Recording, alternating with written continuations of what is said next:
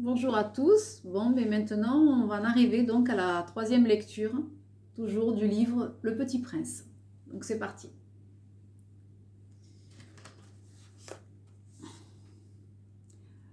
Le soir, donc c'était la rose en fait que le Petit Prince avait vue, avec qui il conversait. Donc on continue en fait l'histoire.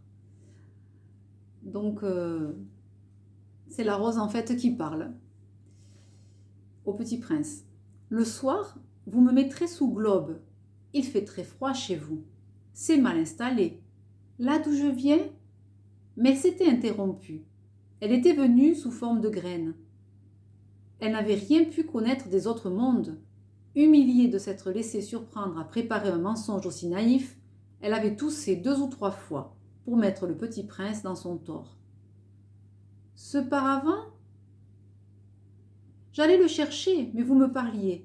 Alors elle avait forcé sa toux pour lui infliger quand même des remords. Ainsi le petit prince, malgré la bonne volonté de son amour, avait vite douté d'elle. Il avait pris au sérieux des mots sans importance et était devenu très malheureux. J'aurais dû ne pas l'écouter, me confia-t-il un jour. Il ne faut jamais écouter les fleurs. Il faut les regarder et les respirer. La mienne embaumait ma planète, mais je ne savais pas m'en réjouir.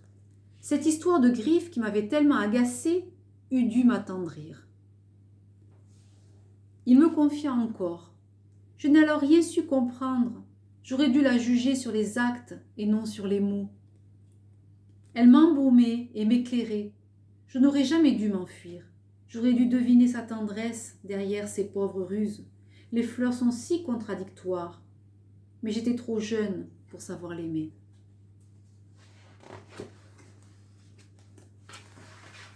Je crois qu'il profita de son évasion d'une migration d'oiseaux sauvages. Au matin du départ, il mit sa planète bien en ordre. Il ramona soigneusement ses volcans en activité. Il possédait 2 volcans en activité. Et c'était bien commode pour faire chauffer le petit déjeuner du matin. Il possédait aussi un volcan éteint. Mais comme il disait, on ne sait jamais. Il ramona donc également le volcan éteint. S'ils sont bien ramonés, les volcans brûlent doucement et régulièrement sans éruption. Les éruptions volcaniques sont comme des feux de cheminée. Évidemment, sur notre Terre, nous sommes beaucoup trop petits pour ramoner nos volcans. C'est pourquoi ils nous causent des tas d'ennuis. Le petit prince arracha aussi, avec un peu de mélancolie, les dernières pousses de baobab. Il croyait ne jamais devoir revenir. Mais tous ces travaux familiers lui parurent ce matin-là extrêmement doux. Et quand il arrosa une dernière fois la fleur et se prépara à la mettre à l'abri sous son globe, il se découvrit l'envie de pleurer. « Adieu !» dit-il à la fleur, mais elle ne lui répondit pas. « Adieu !» répéta-t-il. La fleur toussa, mais ce n'était pas à cause de son rhume. « J'ai été sotte, lui dit-elle enfin. Je te demande pardon. Tâche d'être heureux. » Il fut surpris par l'absence de reproche. Il restait là tout déconcerté, le globe en l'air. Il ne comprenait pas cette douceur calme. « Mais oui, je t'aime, lui dit la fleur. Tu n'en as rien su par ma faute. Cela n'a aucune importance. Mais tu as été aussi sot que moi. Tâche d'être heureux. Laisse ce globe tranquille. Je n'en veux plus. Mais le vent, je ne suis pas si enrhumée que ça. L'air frais de la nuit me fera du bien. Je suis une fleur. Mais les bêtes, il faut bien que je supporte 2 ou 3 chenilles si je veux connaître les papillons. Il paraît que c'est tellement beau. Sinon, qui me rendra visite? Tu seras loin, toi. Quant aux grosses bêtes, je ne crains rien. J'ai mes griffes.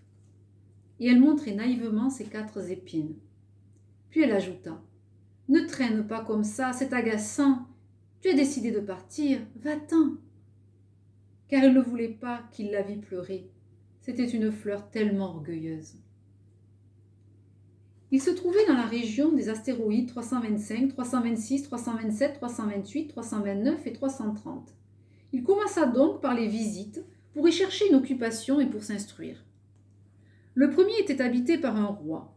Le roi siégeait, habillé de pourpre et d'hermine, sur un trône très simple et cependant majestueux. « Ah, voilà un sujet !» s'écria le roi, quand il aperçut le petit prince. Et le petit prince demanda « Comment peut-il me reconnaître puisqu'il ne m'a encore jamais vu ?» Il ne savait pas que, pour les rois, le monde est très simplifié. Tous les hommes sont des sujets. « Approche-toi, que je te vois mieux, lui dit le roi qui était tout fier d'être enfin roi pour quelqu'un. Le petit prince chercha des yeux où s'asseoir, mais la planète était tout encombrée par le magnifique manteau d'hermine. Il resta donc debout, et comme il était fatigué, il bâilla. « Il est contraire à l'étiquette de bâiller en présence d'un roi, lui dit le monarque. Je te l'interdis. » Je ne peux pas m'en empêcher, répondit le petit prince tout confus. J'ai fait un long voyage et je n'ai pas dormi. Alors, lui dit le roi, je t'ordonne de bâiller. Je n'ai vu personne bâiller depuis des années. Les bâillements sont pour moi des curiosités. Allons, bâille encore, c'est un ordre. Ça m'intimide, je ne peux plus, fit le petit prince tout rougissant. Répondant le roi. Alors je t'ordonne tantôt de bâiller et tantôt de... Il bredouillait un peu et paraissait vexé, car le roi tenait essentiellement à ce que son autorité fût respectée, et ne tolérait pas la désobéissance. C'était un monarque absolu. Mais comme il était très bon, il donnait des ordres raisonnables. Si j'ordonnais, disait-il couramment, si j'ordonnais à un général de se changer en oiseau de mer, et si le général n'obéissait pas, ce ne serait pas la faute du général, ce serait ma faute. Puis-je m'asseoir s'enquit timidement le petit prince. Je t'ordonne de t'asseoir, lui répondit le roi, qui ramena majestueusement un pan de son manteau d'hermine. Mais le petit prince s'étonnait. La planète était minuscule. Sur quoi le roi pouvait-il bien régner? Sire, lui dit-il, je vous demande pardon de vous interroger. Je t'ordonne de m'interroger, se hâta de dire le roi. Sire, sur quoi régnez-vous? Sur tout, répondit le roi avec une grande simplicité. Sur tout? Le roi, d'un geste discret, désigna sa planète, les autres planètes et les étoiles. Sur tout ça, dit le petit prince. Sur tout ça, répondit le roi. Car non seulement c'était un monarque absolu, mais c'était un monarque universel. Et les étoiles vous obéissent? Bien sûr, lui dit le roi. Elles obéissent aussitôt. Je ne tolère pas l'indiscipline.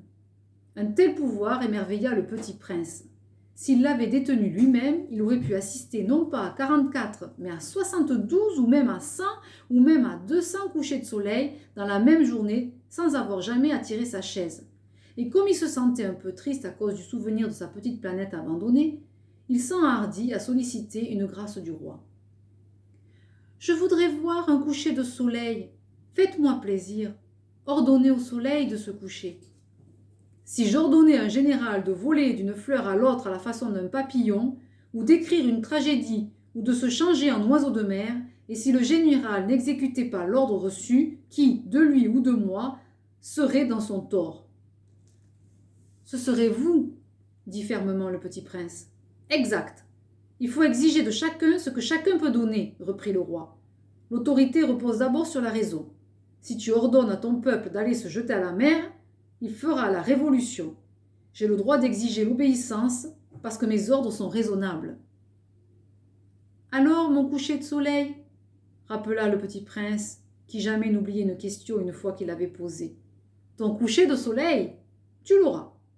Je l'exigerai, mais j'attendrai, dans ma science du gouvernement, que les conditions soient favorables. Quand sera-t-il? S'informa le petit prince. Lui répondit le roi, qui consulta d'abord un gros calendrier. Ce sera ce sera ce soir, vers 7h40, et tu verras comme je suis bien obéi. Le petit prince bâilla. Il regrettait son coucher de soleil manqué. Il puis s'ennuyait déjà un peu. Je n'ai plus rien à faire ici, dit-il au roi. Je vais repartir. Ne pars pas, répondit le roi, qui était si fier d'avoir un sujet. Ne pars pas, je te fais ministre. Ministre de quoi?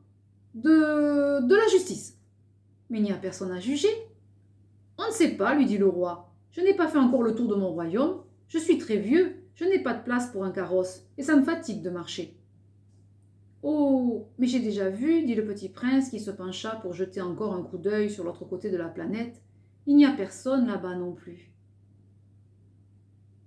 Tu te jugeras toi-même, lui répondit le roi. C'est le plus difficile. Il est bien plus difficile de se juger soi-même que de juger autrui.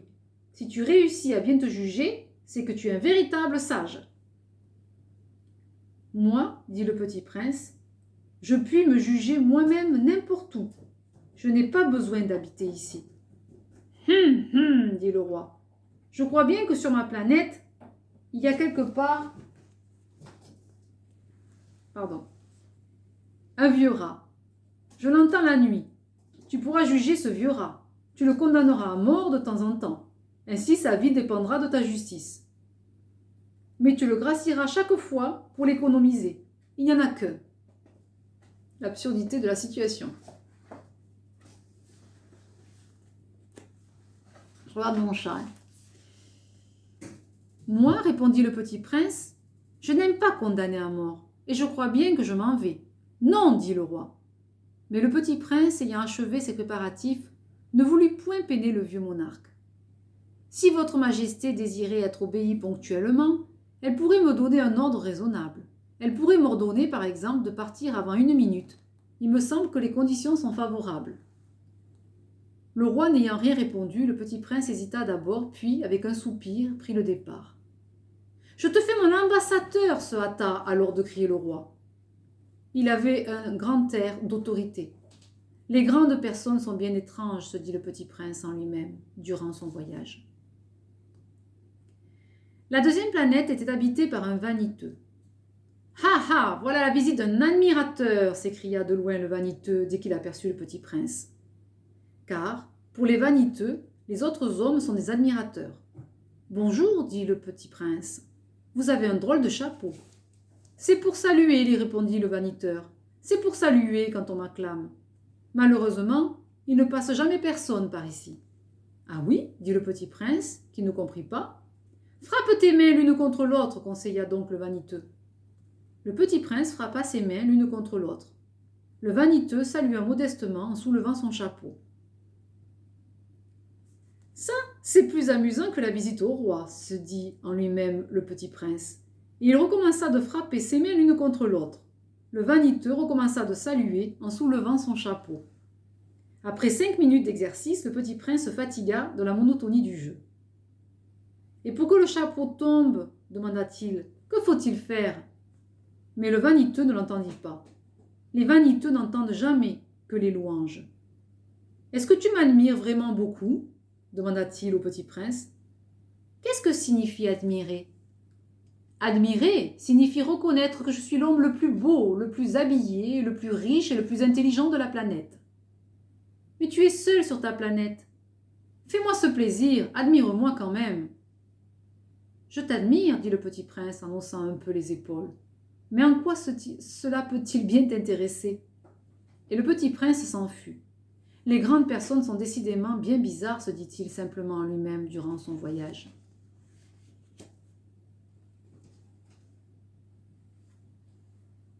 Voilà, on va s'arrêter là parce que j'ai mon chat qui fait des siennes. Donc voilà, ce sera un petit passage et nous aurons la suite au prochain épisode.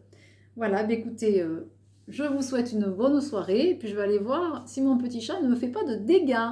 Voilà, à bientôt!